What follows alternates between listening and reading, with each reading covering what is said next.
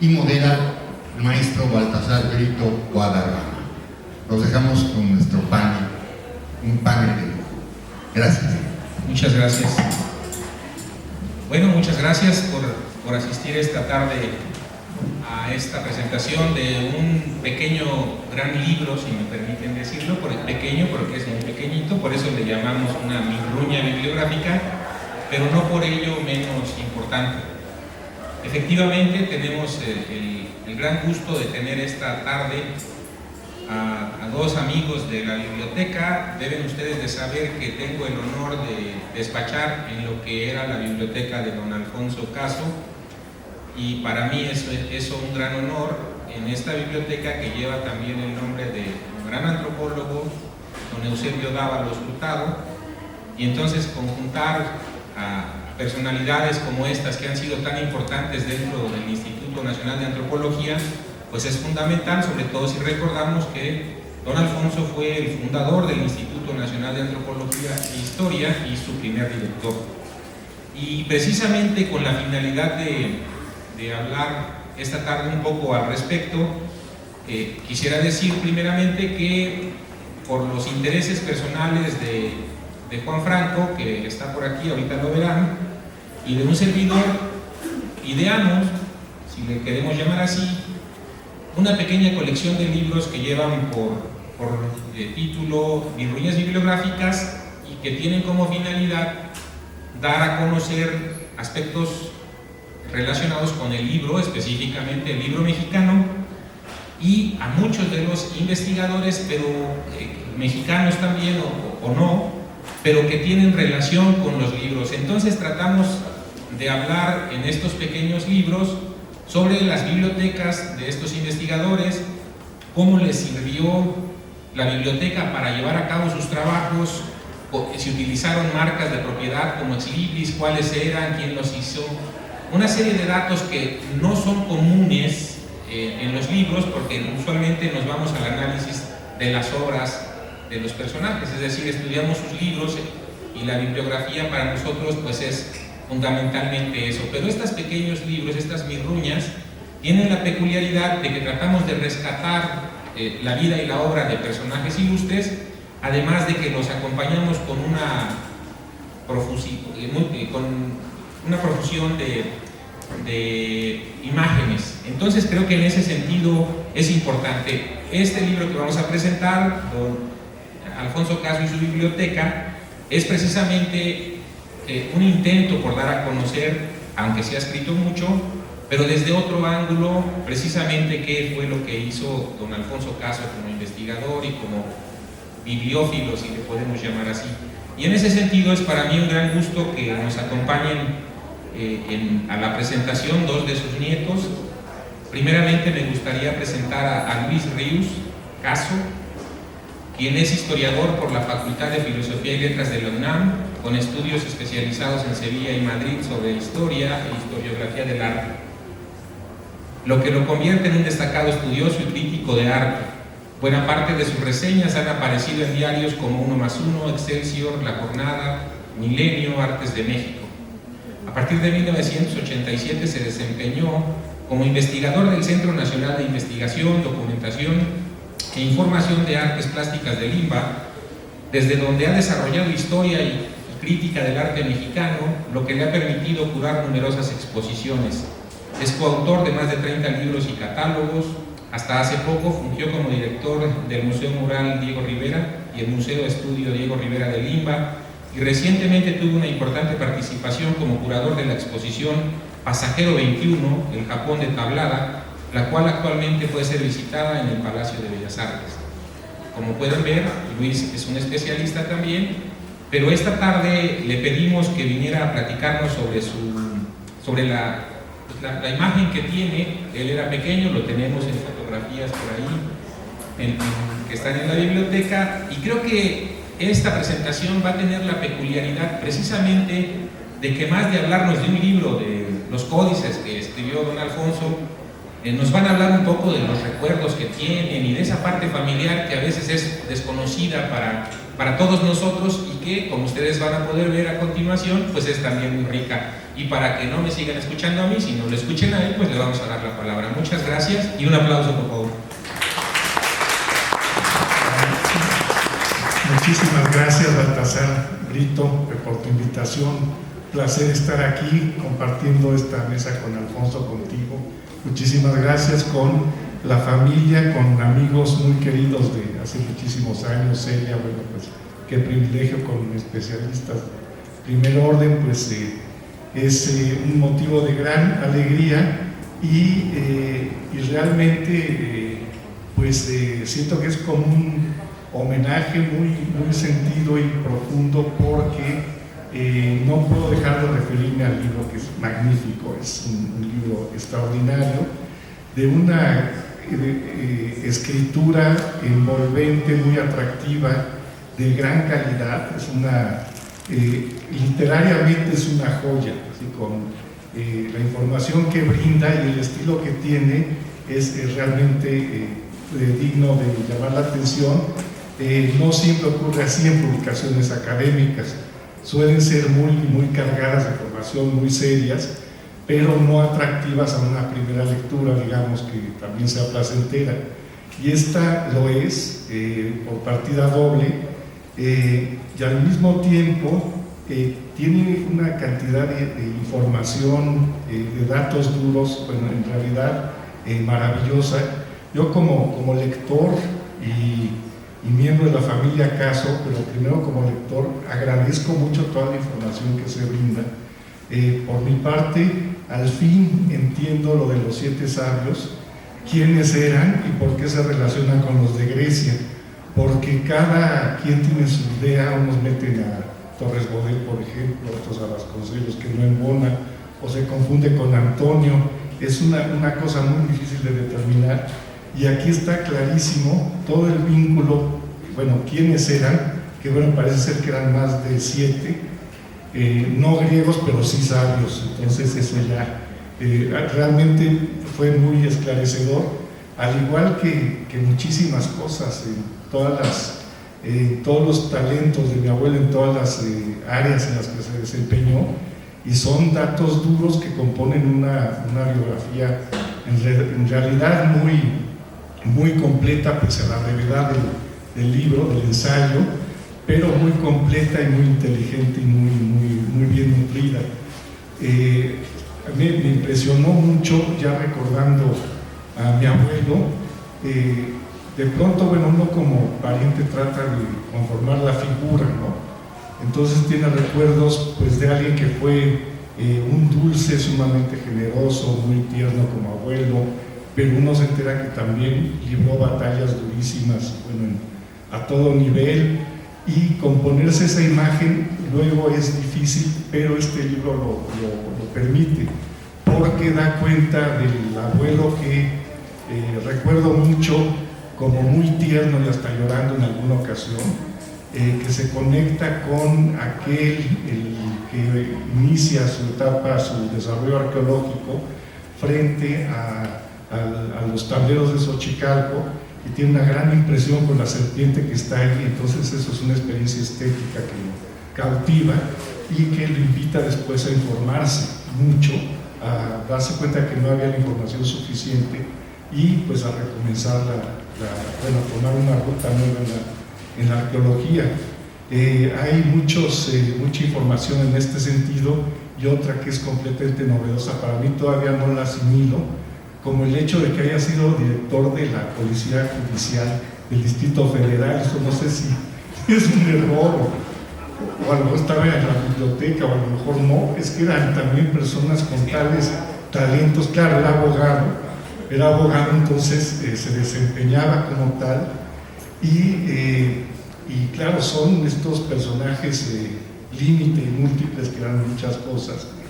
Yo lo que sé también, que como abogado, me contaba mi madre, tuvo un desempeño de pronto que también le afectó mucho la sensibilidad, porque fue despojar o sacar de una casa a alguien que no pagaba la renta, tuvo que cumplir como abogado, pero acto seguido dijo: yo renuncio a esta horrible profesión.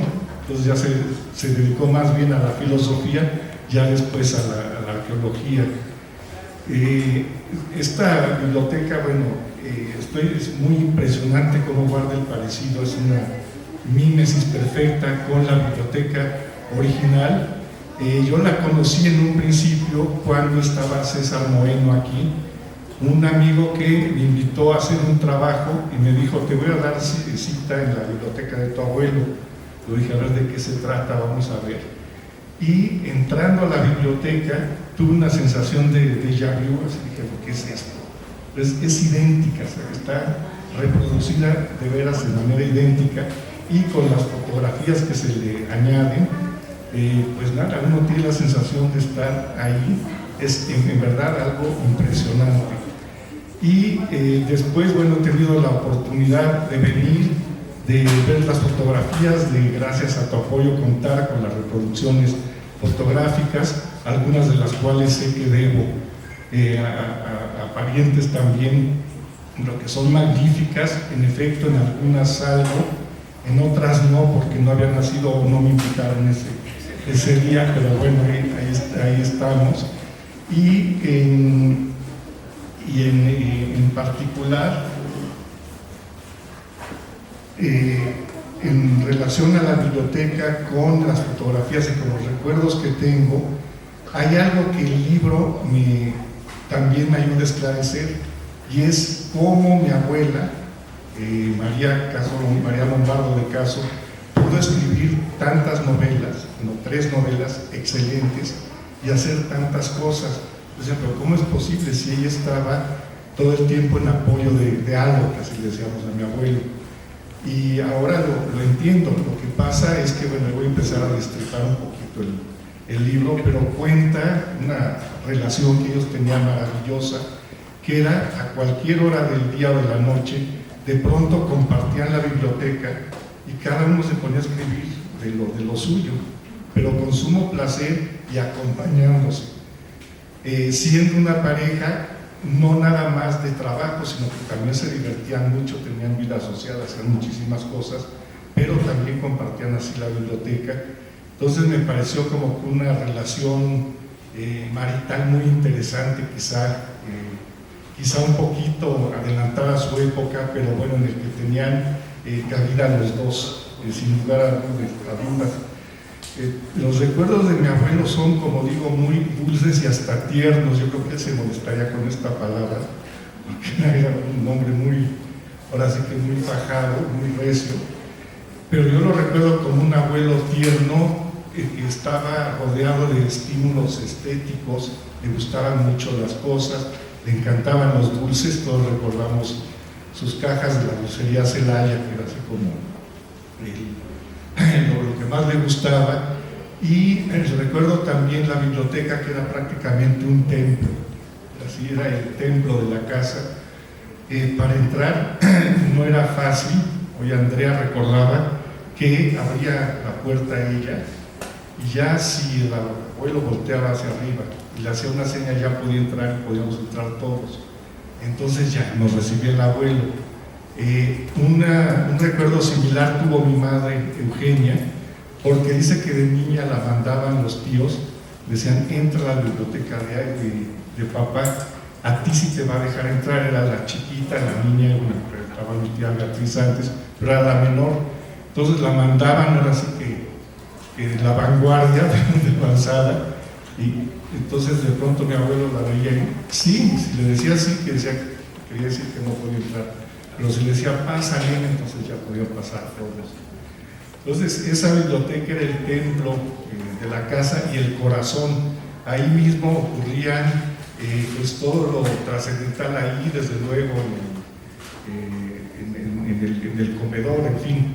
En otros lugares me imagino que también, pero la biblioteca era el corazón de la casa. Ahí, por ejemplo, las navidades que teníamos, que eran maravillosas, que merecían un montaje de primerísimo nivel, un árbol de Navidad fabuloso, no sé, como los que describe Thomas Mann y los Buddenbrook, ¿sí? Gigantesco. y ahí se desarrollaban obras de teatro que mi primo Alfonso, aquí presente, dirigía, escribía y dirigía, y todos participábamos, y era en realidad pues el evento del año. Entonces esperábamos la Navidad por los regalos, pero por la obra de teatro en la que todos teníamos un papel que desempeñar. Entonces eso era así lo más divertido y lo que marcaba todo el año. Las fotografías que tienen aquí y las que tenemos nosotros, varias de ellas ocurren en la biblioteca. Era en verdad el centro de reunión donde estábamos desde la familia hasta personalidades de la vida pública, entre ellas algunos políticos y también en algún momento me parece que Echeverría también, en algo que nunca quedó muy claro qué tan estrecha era la amistad. Ahí quedaron algunas dudas, pero en fin, mucho de la vida pública, política y familiar transcurrió en la biblioteca. Era un dulcero insaciable y era una persona también que gustaba jugar mucho con los niños. Con nosotros jugaba, y en la memoria de nuestros padres pues están los recuerdos de cuando jugaban bridge, cuando jugaban gel, que es un juego familiar divertidísimo que todavía lo seguimos jugando, y se ponían las mesas a lo largo de la biblioteca, se convertía en eso, en un pequeño casino, que luego se desmontaba y volvía a ser biblioteca.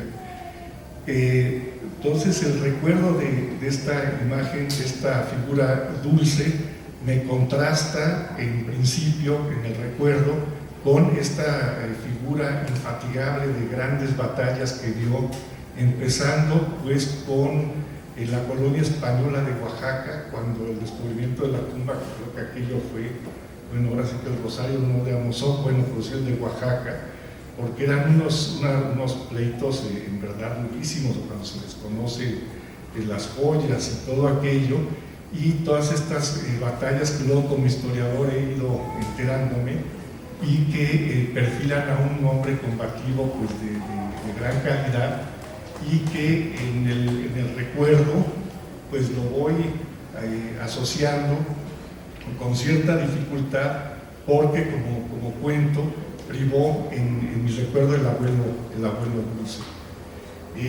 Yo encontré en algún lugar fotografías de Diego Rivera y él. Son unas fotos difíciles de interpretar, porque en ellas se ve que están discutiendo sobre la autenticidad de los huesos de Cuauhtémoc. Entonces, como sabemos, Diego decía que sí eran, algo decía que no. Entonces se ve que aquello estuvo tremendo, y salen muy serios en alguna fotografía de mi abuelo viendo hacia arriba, como diciendo a ver a qué hora termina esto. Se ven muy tensos, se ve que amigos así de copas no eran, y nunca, de las unas 10 que vi, en ninguna están relajados. Unas son en la biblioteca, otras son en el Anahuacalli, donde creo que finalmente colaboró mi abuelo con algún proyecto o asesoría. Y bueno, para mí es en realidad un acontecimiento estar aquí, compartir esta mesa y contar con esta excelente publicación, de la cual te felicito mucho, como también a Juan Carlos Franco Montes de Oca. Muchísimas gracias y muchísimas felicidades. Pues muchas gracias, Baltasar.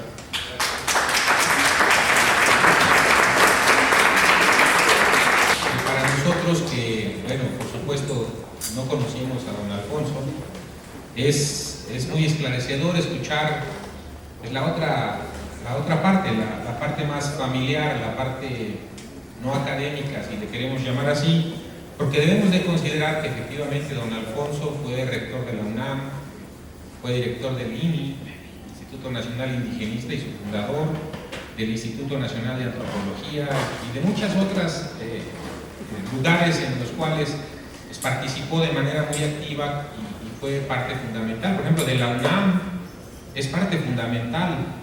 Lo que él hizo hasta la actualidad sigue vigente y es tan importante que permitió llevar a cabo la vida académica de manera más sencilla, con reglas más claras. Entonces creo que en ese sentido, efectivamente, don Alfonso, sin lugar a dudas, pues es un personaje que debemos de conocer, y la intención de este pequeño libro tiene como finalidad eso, precisamente, que lo conozcamos, que veamos en dónde llevaba a cabo pues las reuniones. Como dice Luis, era la biblioteca del centro familiar, y tratamos de darle énfasis en este libro precisamente a esa parte, ¿sí? Pero también nosotros quisimos hacer estos pequeños libros, escribirlos de manera sencilla, pero que tuvieran un soporte académico, si se puede llamar de esta manera, y una bibliografía amplia para que los interesados puedan acceder a de dónde salió esta información. Nosotros no la sacamos así de la manga,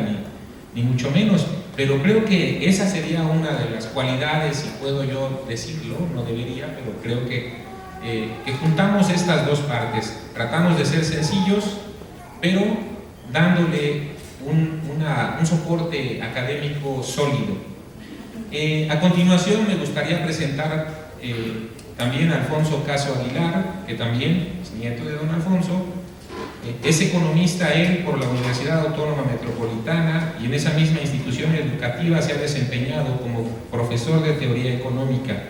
Cursó estudios de especialización en la Universidad de Colorado y en la London School of Economics. Ha destacado tanto en la administración pública y privada, y es experto en estrategias de comunicación y planificaciones de estrategias sociales. Algunas de las instituciones donde ha ocupado cargos de alta responsabilidad y actuado como consejero son la Nacional Financiera, Organización de Preinversión para América Latina, Condumex, Celanese Mexicana, Altos Hornos de México, Minera Utlán, Mexinox. En el ámbito gubernamental se desempeñó como director del Fondo Capitalización e Inversión del Sector Rural, del Sistema de Transporte Colectivo Metro y de Luz y Fuerza del Centro. Le damos la más cordial de las bienvenidas. De verdad agradecemos que hayan tenido la oportunidad. Alfonso, gracias.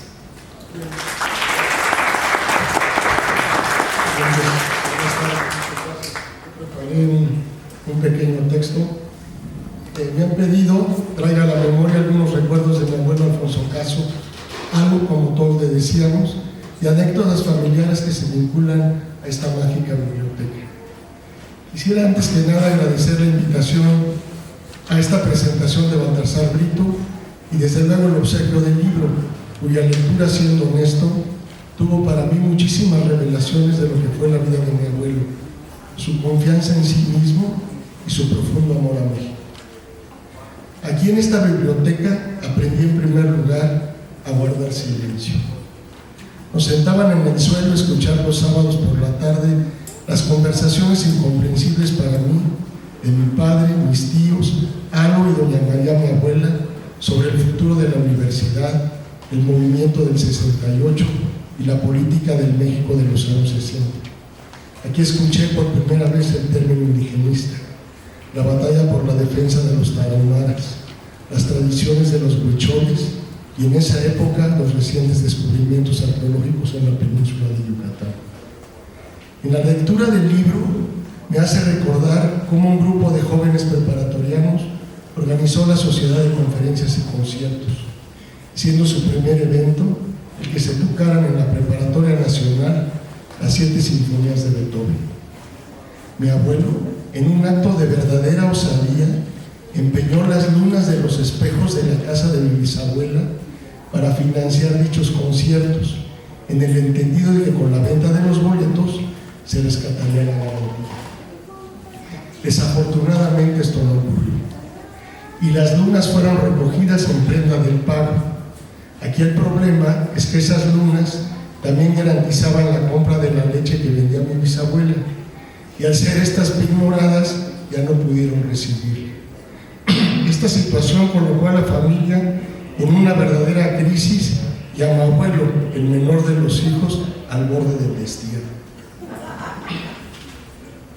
El español que les vendía la leche, al conocer el origen de la tragedia, asumió el compromiso del pago por los conciertos que arregló un mecanismo para saldar la deuda. Es en este contexto donde los llamados 7 sabios promovieron la cultura que empezaba a gestarse después de la Revolución. Todos ellos fueron brillantes intelectuales, políticos y profesionistas que sin duda a lo largo de toda su exitosa vida forjaron los cimientos del México moderno. No puedo dejar de señalar también la importante figura de Antonio Caso, maestro que orientó siempre el dinamismo que caracterizó la gestión de Alfonso Caso a lo largo de su vida. Al referirse a la tumba 7, siempre estará presente, como bien lo describe el libro, la figura de María Lombardo, compañera fiel que estuvo siempre a su lado en la exploración de Monte Albano y a la par con los arqueólogos y los trabajadores.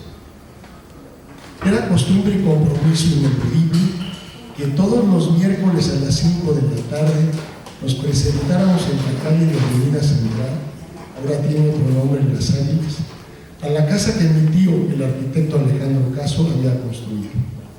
Como lo señala el libro, mi abuela decía: no estamos construyendo una nueva casa, sino una nueva y más grande biblioteca para Alfonso, con algunas modestas habitaciones anexas. Quizá esto era el reflejo del hacinamiento de libros y revistas que a lo largo de los departamentos y casas que habitó mi abuelo tenían que convivir con la cotidianidad de una familia que, como recordaba mi papá, primero los libros y luego las vacaciones. Diré de paso que la mayoría de estas fueron en la maravillosa Oaxaca por razones más que obvias. La entrada a la casa daba de frente a la biblioteca, que tenía una enorme puerta corrediza de madera oscura sumamente pesada. Era el telón de las obras de teatro. Su altura permitió un acomodo ordenado de todos los libros y revistas. Al principio de una sala con unos muebles tipo francés, más adelante una mesa para jugar canasta o dominó, según fuera el caso. Del otro lado un sillón con su lámpara y una mesita para lectura, la cual disfrutaba mucho mi abuelo, y al final de su escritorio con 2 sillas y un gran ventanal, su lámpara, sus lupas y sus libros y documentos en los que trabajaba. Nosotros llegábamos a las 5 de la tarde en punto y nos parábamos frente al escritorio sin poder pronunciar palabra. Podían pasar largos minutos, una eternidad para nosotros, sin podernos mover, esperando a que él levantara la mirada o se distrajera de ese viaje al pasado donde revivía al rey ochovenado Garra de Jaguar, las batallas navales del lago de Texcoco, o bien descifraba la policromía de alguna vasija zapoteca y algún códice. De repente, la caída de los anteojos o un sorbo de agua hacían que levantara la mirada, y sus palabras eran: hola, ¿ya llegaste? ¿Cómo te va? Y él le respondíamos tímidamente: vete a jugar al jardín. Ano tenía una relación distante con los niños. Decía que no le gustaban porque no razonaban, y por lo tanto, pues a jugar a un jardín maravilloso, cuya única advertencia era no de dañar los rosales que él personalmente había plantado, y que cualquier balonazo desafortunado podía generarnos una violenta reprimenda. Hombre metódico, todos los días a las 7 de la noche salía a dar una vuelta en su coche y a comprar algo. A las 7:40 regresaba para cenar los miércoles con nosotros. Esta cena terminaba a las 9 de la noche en punto, hora en que se iba a jugar canasta o a leer. Las conversaciones versaban sobre la escuela, que nos gustaba jugar, si había algo que valía la pena en la televisión, etc. Creo la cena tenía un doble propósito: que sus nietos convivieran con don Alfonso y que don Alfonso supiera quiénes eran sus nietos a solicitud expresa de sus padres. La sopa de codito, las milanesas y el puré de papa eran un verdadero prodigio. Algo nos compraba pastelitos glaseados del Globo, que como no había en nuestra casa, devorábamos con el mayor deleite. Yo, que siempre he sido muy tragón, me las ingeniaba para por lo menos comerme 2. Tenía una pasión por los barcos de vela. Con él aprendimos a hacer ciertos nudos marinos, a conocer los nombres de bergantines y carabelas, y desde luego a platicar del corsario negro y de Silva del Mar. A Aprendimos a jugar primero el juego del coyote y las gallinas, donde tristemente nunca pudimos ganarle, él siempre siendo las gallinas y nosotros el coyote. Mi primo Álvaro y yo, afanosamente, intentábamos durante toda la semana tratar de ganar el pozo, que desde luego daba como consecuencia airados regaños y prácticamente tener que abandonar la biblioteca. Donde sí logramos al menos ponerlo en aprietos fue jugando ajedrez. Lo practicamos de los 11 a los 13 años hasta su muerte, aunque tampoco nunca logramos ganar. Junto con mis primos exploramos la astronomía y alguna vez le llamamos por teléfono de manera urgente. Habíamos descubierto en el cielo unos ovnis. Inmediatamente recuerdo que me pidió coordenadas, ubicación, distancia, intensidad de la luz, etc. Muerto de miedo le dije lo poco que se me vino a la mente y solo para alcanzar a escuchar cuando aventaba el teléfono: Alfonsito dice que hay unos ovnis, saquen mi telescopio, ¿dónde están mis binoculares?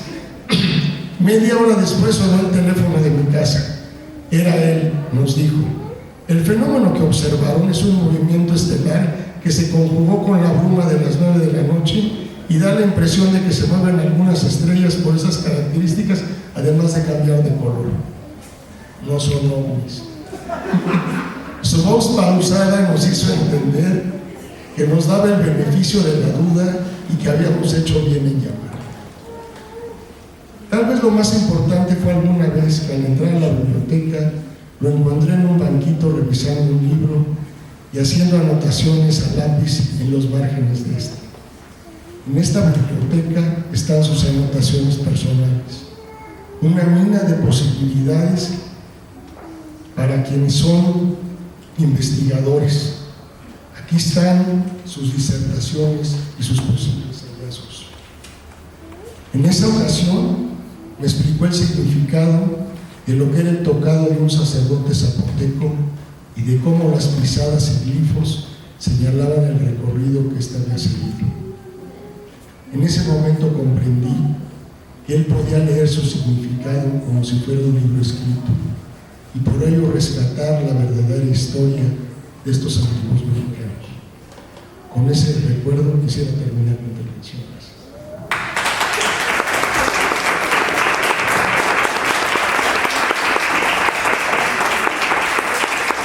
Muchas gracias a Alfonso. Son recuerdos, yo creo que entrañables para todos ustedes, y como autor, junto con Juan, de este pequeño libro, me gustaría comentarles a nuestros amigos que nos acompañan y particularmente a la familia que lo que intentamos de alguna manera con este trabajo era dar a conocer la vida y la obra de un personaje tan importante para nuestro país como don Alfonso, creador de instituciones, creador de aspectos de investigaciones muy importantes, pero yo creo que una de las, o la más grande de las herencias que le dejó a México don Alfonso, pues fue su familia, sus hijos, que son hombres de bien y que están siempre para nosotros presentes. Ojalá y lo hayamos logrado, aunque sea en un poquito, porque si esto lo logramos, que les signifique, aunque sea un poquito, este pequeño libro, para nosotros habrá sido importante. Y si para alguien que sin ser su familia se ve reflejado en alguna de las cosas que hizo don Alfonso, también nosotros creemos que habremos cumplido con nuestro cometido. Como hablamos de la biblioteca de don Alfonso Caso, a mí me gustaría que la familia se reencontrara con la biblioteca. Está aquí a unos pasos. Entonces, aunque es algo inusual, nos gustaría que pasáramos y que ustedes vieran cómo está la biblioteca en la actualidad.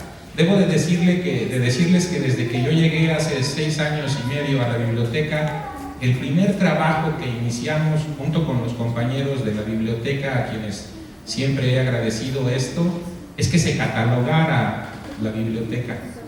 Está disponible, está catalogada, mandamos a hacer un ex libris es una riqueza. La biblioteca es increíble en cuanto a la diversidad de temas que trataba. Siempre hemos dicho, Juan y yo, que las bibliotecas son una radiografía del propietario. Por medio de la biblioteca podemos darnos cuenta de cómo pensaba una persona, aunque ustedes no lo crean, de verdad se los puedo decir que sí. He tenido la oportunidad de ver muchísimas bibliotecas y con los temas y con los libros que alcanzamos a ver, puedo hacerme una idea. Hemos inventariado en la biblioteca, aquí en el instituto, bibliotecas muy importantes como la de Otro de los Siete Sabios de Manuel Gómez Morín, y también darnos una idea de la riqueza de esto. Entonces, para nosotros sería un gran honor que ustedes se reencontraran un ratito con esta biblioteca. Están las fotos. El doctor León Portilla, que lo entrevistó a su abuelo en 1951, si no mal recuerdo, vino a la biblioteca y me dijo, bueno, es que no entrabas por aquí, entrabas por acá, en la casa originariamente cuando yo lo entrevisté. Y efectivamente hemos reconstruido un poco esto con base en información que nos dieron algunas personas que trabajaron, porque debo de decir también que la biblioteca de don Alfonso es un poco paralela a la de don Pablo Martínez del Río. Inclusive creo que encuadernaban con el mismo señor, y lo sé porque yo tengo en mi casa, en la casa de ustedes, una cantidad como 2000 libros de lo que fue la biblioteca de don Pablo Martínez del Río, y puedo decirles que es el mismo encuadernador, pero don Alfonso encuadernaba en rojos y don Pablo en verdes, pero es el mismo, se los garantizo, es el mismo. Es más, hasta los libros son repetidos y se los dedicaban siempre. Entonces vemos los libros y sabemos qué cercanía tenía el investigador fulano con el propietario de los libros por el tipo de dedicatoria. Si la dedicatoria es más entrañable es porque había una amistad más cercana, y todo este tipo de cosas pues creo que son interesantes. Esa es la función de las Mirruñas. Debo de decir que las Mirruñas no las hace directamente el instituto, las hacemos nosotros. O sea, es un proyecto personal de Juan y mío, pero que por supuesto lo hacemos con todo el cariño del mundo porque nos encanta hacer ese tipo de trabajos, y este ha sido uno con el que nos hemos divertido maravillas. Seguramente será así.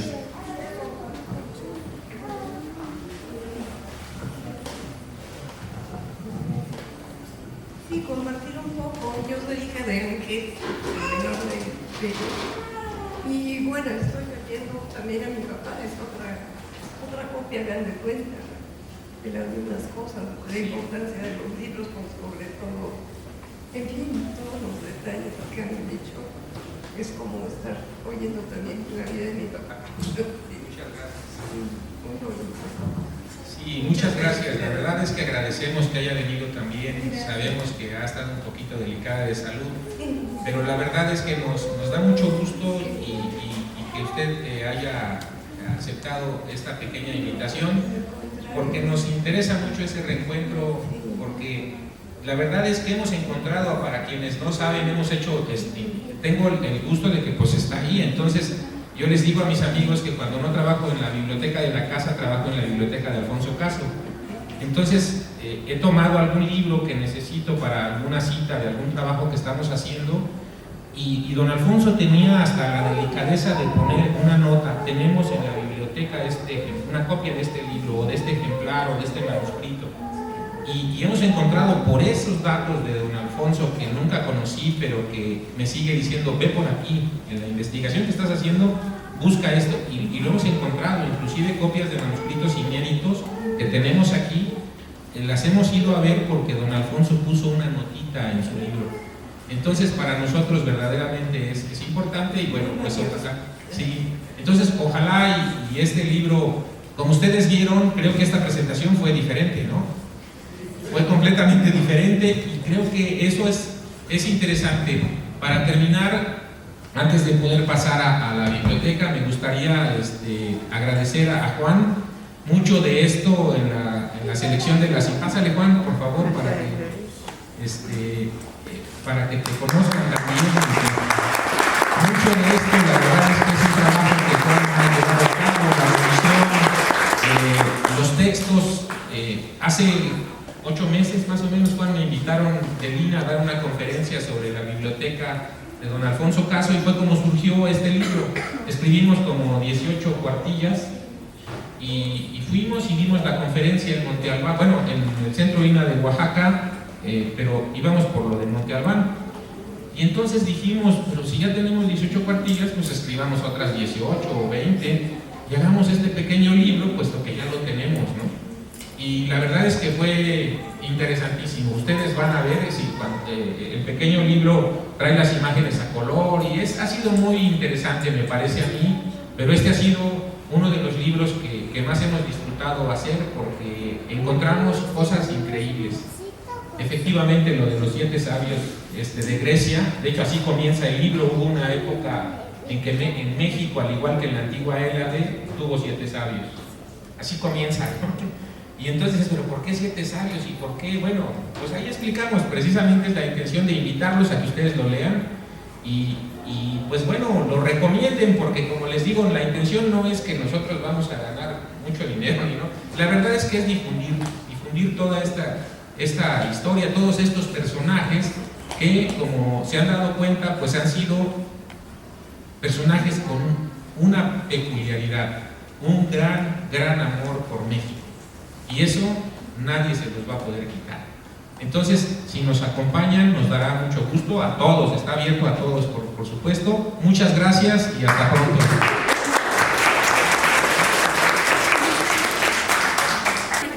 Retrato de ella. ¿Cómo están? Gracias. Qué bueno que nos vemos aquí.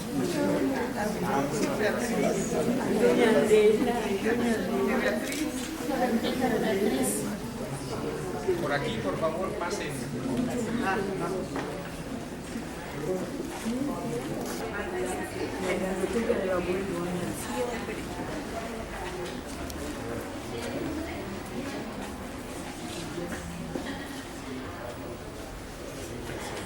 Vamos a ir pasando más biblioteca. Bueno, sí, debo de decirles que cuando yo llegué aquí a la dirección, había unos libros que estaban desencuadernados o en unas carpetas muy antiguas. Entonces decidimos encuadernar todos los libros verdes que ustedes vean, los encuadernamos recién. Se catalogó su archivo personal, parte del archivo personal que está en las cajas blancas, y todas las fotos las tenemos digitales. De hecho, ya les hicimos llegar, y si alguien no tiene algunas de las fotos, tenemos copia, les podemos dar, por supuesto. Y también nos gustaría, con el afán de seguir desarrollando esta colección, que si ustedes tienen algunas fotos, nos regalaran una copia. No necesitamos el original, por supuesto, puesto que para ustedes sabemos la significación que tienen, pero sí nos gustaría que si tienen otras fotos que puedan enriquecer estas, pues sería muy interesante. Ustedes pueden darse cuenta, desde allá están todos los códices. Don Alfonso era particular, él hacía unas ediciones pequeñitas de los códices. Si era un códice así de grande, lo hacía chiquito, supongo que para llevarlo cuando hacía sus excavaciones, y era más fácil verlo. Entonces están acomodados por códices en la primera parte, donde están los libros verdes y rojos. Todos esos son sus códices. Casi los tenía todos hasta 1970, que era muy difícil, no había tantas ediciones. Tiene inclusive un tomo de los 9 que hizo Lord Kingsborough, que es muy raro encontrarlo. Y de allá para acá vienen todos los libros por los temas, y aquí comienzan las revistas. Ustedes pueden percatarse que aquí hay algunos que tienen un sobre. Estos venimos de ahí para acá restaurando cada libro. Ya no tenemos aquí porque ya se restauraron. Bueno, aquí tenemos 1 o 2 porque vamos tratando de que todo quede de manera correcta. Si necesita restaurarse, se restaura. Si necesita pegarse, se pega. Todo para que la biblioteca pues siga teniendo la originalidad. Si ustedes recuerdan, la biblioteca aquí se inauguró en 1974 y vino el presidente a inaugurarla. Vino el presidente en ese entonces a inaugurar la biblioteca y fue todo un evento. Era el director en ese entonces, don Antonio Pompa y Pompa, que es quien habla y además describe. Si ustedes vieron el libro, se hace así. Y pues bueno, yo estoy seguro que en fotos ahí están seguramente sus papás y ustedes estarán aquí algunos en algunas de las fotos, sí, que están. Entonces hemos tratado de realmente, si me permiten decirlo, de mantener esta biblioteca lo mejor posible, en el mejor estado y en las mejores circunstancias. Lo que ustedes ven son todos los diplomas y también tenemos parte de las medallas que don Alfonso tuvo. Estamos ahorita por hacer un pequeño mueble como los muebles que están aquí afuera, en donde podamos exhibir. Tenemos como 43 medallas, algo así, 45, y las vamos a tener por supuesto en exhibición. En esa fotografía se ve esa lámpara que es la café que está allá, esa lámpara que está ahí en esa foto. Y entonces don Alfonso tenía por lo menos 3 exlibris. Uno que es 8 venado garra de jaguar, porque recordemos que don Alfonso encontró en el mapa de Teozacualco la clave para entender todas las genealogías de Oaxaca. Entonces, con las investigaciones que hizo don Alfonso pudimos conocer casi 800 años de historia de los reyes, que fue su libro póstumo, Reyes y Reinos de la Huasteca, de la Mixteca, perdón, todos los reyes de esos lugares, casi 800 años. Entonces ese descubrimiento fue fundamental para el conocimiento de los códices, por ejemplo. Pero no fue lo único que destacó don Alfonso. La verdad es que era muy pues yo diría, como ustedes lo describieron, muy tenaz, ¿no? Era alguien que hasta que terminaba algo, ¿sí? Y entonces nosotros mandamos a hacer su exlibris lo pegamos en los libros, Gracias. y está sí.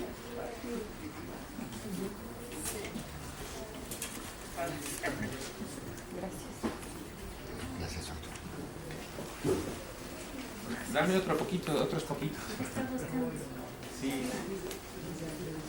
Y bueno, nosotros queríamos que esto se viese reflejado. Don Antonio Pompa la describió la biblioteca cuando llegó, y eso pusimos en el libro. Y por supuesto, pues no puede esta biblioteca sin el cuadro de Siqueiros no podría estar completa, ¿verdad? Este cuadro que exhibimos en la exposición de códices de México, con el códice Nútal que tiene entre sus manos, y lo exhibimos en la misma lámina, o sea, abierto el libro en la misma lámina, las mismas láminas que están aquí. Entonces pusimos el códice abajo, el retrato, y abierto en las mismas páginas. Entonces fue algo para nosotros muy importante, y pues bueno, esperamos verdaderamente que ustedes se reencuentren y pues algo de ese reencuentro les sea pues por lo menos significativo, ¿no?